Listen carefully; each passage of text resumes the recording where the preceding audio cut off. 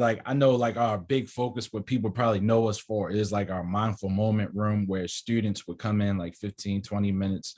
They could self-refer themselves, be referred by administration, teachers, and we just train to have like an active listening ear, because we're not counselors, we're not licensed clinicians, but we kind of serve as that big brother, big sister, and just listen, because a lot of times our students, like, they get this all day. Teachers pointing at them like, sit down, do this, stand up, line up. Hey, look at the projection board, open up your books, do this. It's just a lot of commands like all day. And I feel like, I think universally, I think we are steering away from that. We're noticing like that shift, like, hey, we need to like shift away and like empower our students. Like that whole school dynamic is changing. And I'm so appreciative of this organization as well for like just realizing like that shift. But we are like non-punitive, and like that's like our biggest like thing that we're popular for, but definitely very powerful. So I want to just be talking about HLF the whole time, but that's just like a little bit of background about Holistic Life Foundation. I will drop my email in if you guys ever have any questions. I'm just a very open person. I just want to help. So if y'all ever have any questions, you just let me know. And I would like to lead a practice. I think I have a few minutes to like lead us through like a love and kindness practice, because what our teachers always tell us, like the guys founders, they like, you could go in and talk about the organization, but they always taught us, we're teaching you guys to become teachers, because I know I said it before, like in the conference I was with a couple months ago when we had like the bigger conference, that they love zombies. And I'm like, people think about like, how is he about to put mindfulness in The Walking Dead? Like those two do not go together. They're like two opposite ends of the spectrum. But kind of like thinking about it, like they're just real big into zombies, but they're like, hey, if we spread love and compassion to one person, like that person just might go spread love and compassion and kindness to the next person. So like they call it like, hey, we're making like love zombies, and eventually that's just going to take over the planet, and it's going to be infectious. Like nobody likes being upset and angry. So it's just like, hey, won't you just show that person compassion, because we don't know what that person was going through in their life. And like, hey, like just show them some kindness. Like that's all people like are looking for. So I would like to lead a love and kindness practice with you guys, and then I'll turn it back over to you guys.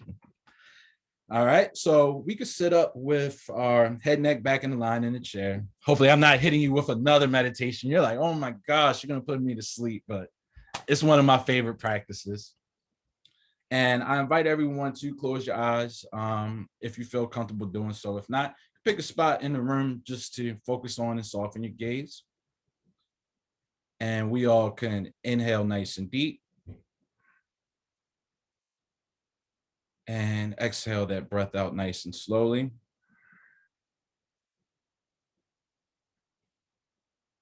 Inhale nice and deep.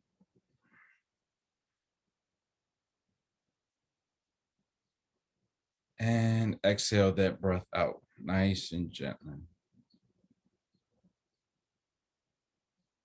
I'm going to inhale nice and deep once again.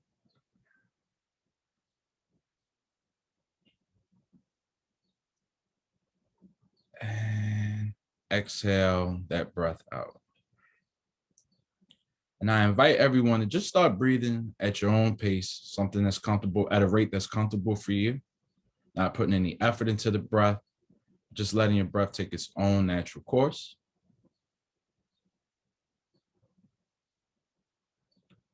And as you continue to breathe, I want you to notice if you hold on to any stress, any tension, you have any pain, any ailments within your body. If you might be experiencing any one of those, I want you to just focus in with each inhale where you might be experiencing that stress, any tension, any pain, any ailments. And as you exhale, I want you to just imagine that stress, that tension just slowly leaving your body.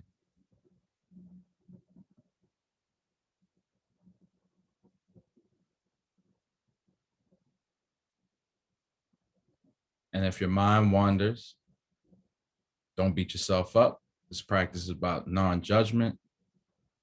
but just acknowledging what's distracting you and just redirecting yourself back to the breath.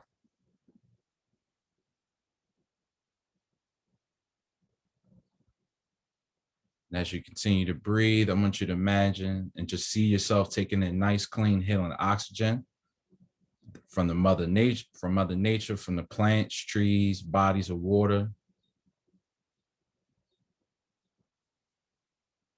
And as you exhale, I want you to just see yourself pushing out that stale carbon dioxide and giving that back to Mother Nature as a gift. Everything comes full circle. Mother Nature feeds off of that carbon dioxide.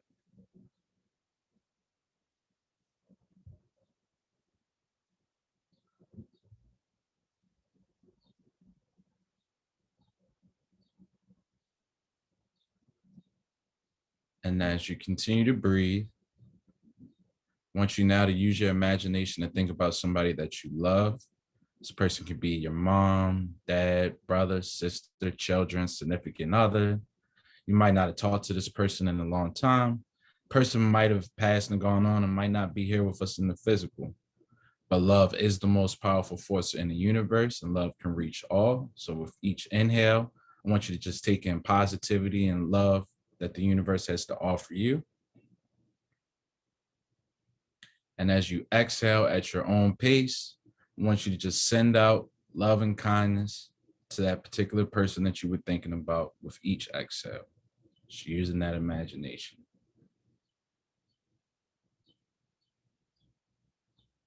Think about how good they feel receiving that love from you. Think about how good you feel sending that love. And just know that this blessing is always available to you, no matter where you're at in life.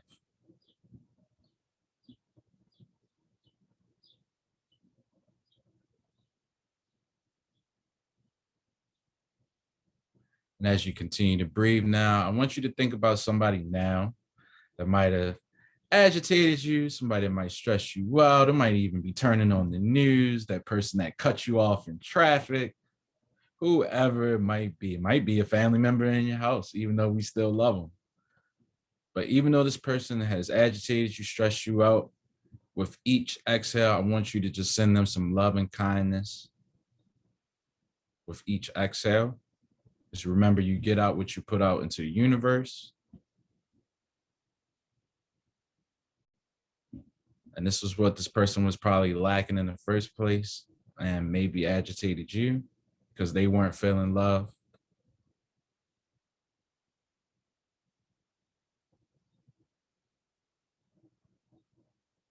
Remember, if your mind wanders, you feel distracted, you hear outside noise, have a ruminating thought, it's okay.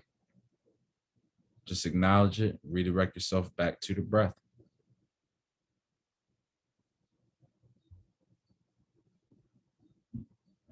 And now we're going to move to the most important person to always love, who we forget about a lot of times in our journey in life. And that's just taking time out to love ourselves. So as you continue to breathe with each inhale, I want you to just take in love and kindness from the universe, really seeing it come into your body. But as you exhale, I want you to just send yourself some love, however that feels, looks like. Just feel and see that self-love flowing from head to toe, back up from toe to head with each exhale. I feel a sense of empowerment behind this self-love because this is a gift that no one can control or dictate but you. So feel empowered behind this, no matter how stressed out you are, what you're going through in life. Just take that time out to love yourself and know that you are special and you are that important and you deserve it.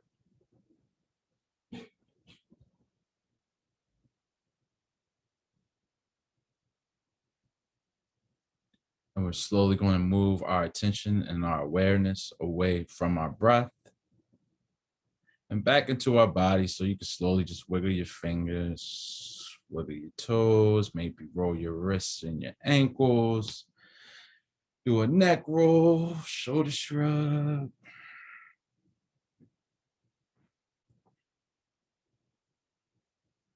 And just take a couple seconds just to be.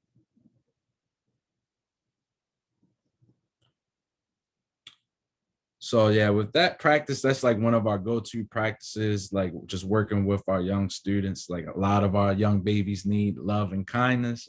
Even our adults, like everybody just needs that love and kindness and just that reassurance. But it's just definitely phenomenal. And I don't want to take too much of your time. I don't, yeah. So I'll turn it back over to you. Do you have time, Ross, to take any questions if anybody has one, or do you have? Oh yeah, sure. And I also I would drop my email in the chat box too, just in case. I have a question about the mindful rooms, because I feel like those are getting more and more popular, and I love. I heard from one school that it was so beneficial to the teachers, but they were having trouble staffing it. It's so beneficial that every teacher like gave up a resource period, like every 2 weeks or something, so that they could keep it going. But maybe share just a few more specifics about that. Like, I mean, do you offer like during the lunch period, can they come and take classes, or is it just, or do you kind of sometimes have field trips come in? Like, what are some of the ways you utilize it besides maybe just someone, needing to come to cool down or such? That's an awesome question. So what that program like actually looks like, just because I mean, hopefully like we like to be proactive instead of just reactive. So like we like to like go out, and we have like these sessions called push-ins where our staff will go out into like different classrooms and like schedule blocks, and we'll just go in and lead like 15 minutes because we don't want to take away too much like education time. But we'll set up, whether some teachers, they're happy and they were like, we want to do it every day. Some of them say like, hey, let's do it once a week. Some of them are just like, hey, can we do like 30 minutes? It depends on really like the space of our room. Sometimes the teachers like to give the kids a break and just say, hey, like during a resource time, like I want to get the kids outside the classroom. And it just makes such a big change of just even changing that setting and just coming into the mindful moment room. We have like diffusers, tapestries up, but like it's just like how the room looks and set up, along with the powerful practices, of course.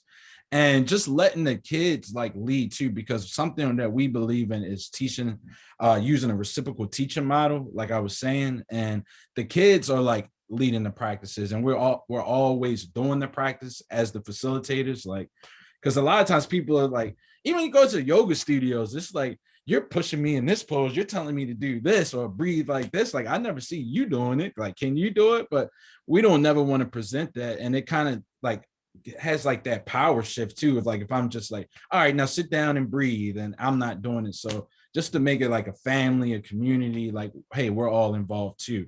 But yeah, we do that. And then we also, even with the mindful moment program, we play like a recording like in the morning and in the evenings, or in the afternoon when school's about to let out. So we actually like start off the school day with it coming over like the PA system, and we'll lead like 5-10 minutes of practice, and the actual whole school shuts down, and like nobody's walking the hallways, like it's no bathroom passes. It's just like, I mean, if it's like an emergency or something, but like it's been like, we've gone into certain schools, we even see the principal telling parents like, you got to stop, and like the parents are like in the hallway like doing like just breathing and taking their time out to meditate. It's like the whole school shuts down, and it's just like it's like unity together, and you still feel like that power shift of just that positive energy flowing throughout the school, and it makes a big difference for the school day. And then we also have like an ambassador program where the students can actually come over the PA system and like lead the practices just to empower them. So they actually hear their peers, and especially like in the elementary, middle school, like they want to be heard. I know in high school, they're like, oh, we're really worried about that. Now they're self-conscious again. Like, I don't want to be in front of my friends on the PA system. That might not be cool. But you actually see like even throughout the school year, like they're the ones, like even in the high schools, like they're standing up and modeling the practices, because like they are ambassadors, and they come during their lunchtime, and we spend extra time with them of sitting there talking. We have like incentives like pizza parties, but during their lunchtime, like they give up their lunch and come and practice like yoga, like faithfully, just like more intensely, yoga and mindfulness with us. So it just definitely makes that power shift, and give them that space too, because some kids don't even feel comfortable going into the lunchroom. They're like, it gives them like a safe space also, because we know like playground, lunchroom, a lot of chaos can go on in there, and students might feel bullied or just situations happen. So it also gives them that safe space as well.